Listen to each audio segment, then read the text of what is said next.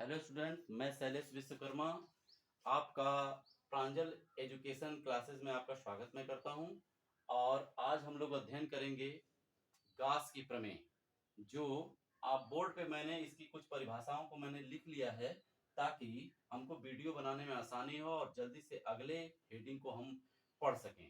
आप इसे अच्छी तरह से समझें और समझने के बाद लाइक और सब्सक्राइब करना ना भूलें। तो आगे चलते हैं। यहाँ पे देखिए परिभाषा, एक बार हम लोग इसको देखते हैं, फिर हम लोग फार्मूला बनाएंगे। तो यहाँ पे किसी पृष्ठ के लिए क्षेत्रफल वेक्टर को इस तरह से प्रदर्शित करते हैं, इसको बोलते हैं वर्णाग्र, एरो, यानी कि ऐसे। तो ये सदिश को बतलाएगा।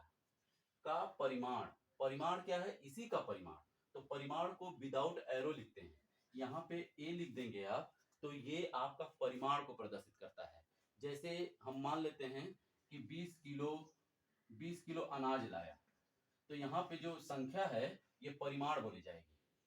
ओके, तो यहाँ पे परिमाण पृष्ठ के क्षेत्रफल के बराबर तथा एकांक वेक्टर के अभिलंबवत होता है।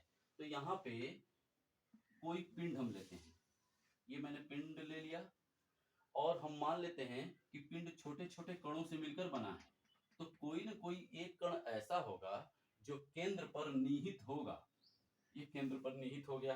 और अगर जो पिंड मैंने लिया था उसका क्षेत्रफल मैंने मान लिया ए, जो केंद्र पर निहित कण है उसके ठीक अभिलंबवत एक रेखा खींचते हैं, और ये रेखा के ऊपरी बिंदु ही इस कण का एकांक वेक्टर कहलाता है, एकांक वेक्टर को प्रदर्शित करता है।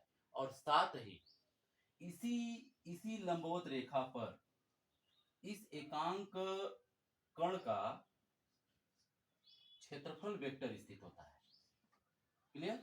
एक बार और आप देख लीजिए, एक पिंड लेते हैं और पिंड का क्षेत्रफल ए, पिंड का क्षेत्रफल ए है जो पूरे पिंड के परिमाण को प्रदर्शित करता है। और इस पिंड का केंद्र बिंदु मान लेते हैं ओ है।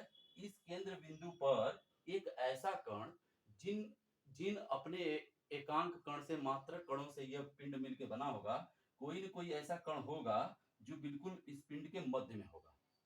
और मध्य में होने के नाते इस पर अभिलंबवत रेखा खींचते हैं, तो उसका वो अभिलंबवत रेखा सदैव एकांक वेक्टर को प्रदर्शित करती है।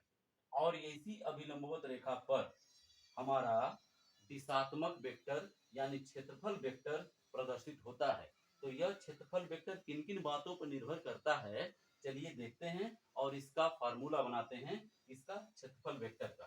तो हमारा क्षेत्रफल वेक्टर हो जाएगा, क्षेत्रफल वेक्टर निर्भर करता है उसके परिमाण पर, क्योंकि परिमाण से ही एकांक कण की उत्पत्ति हुई है और उस पर मैंने अभिलंबवत खींचा है। तो एकांक वेक्टर की प्राप्ति हुई है।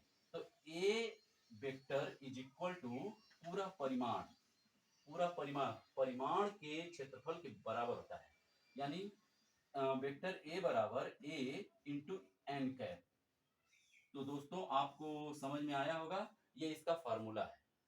ठीक है, ये फार्मूला है, यानी कि क्षेत्रफल वेक्टर का यह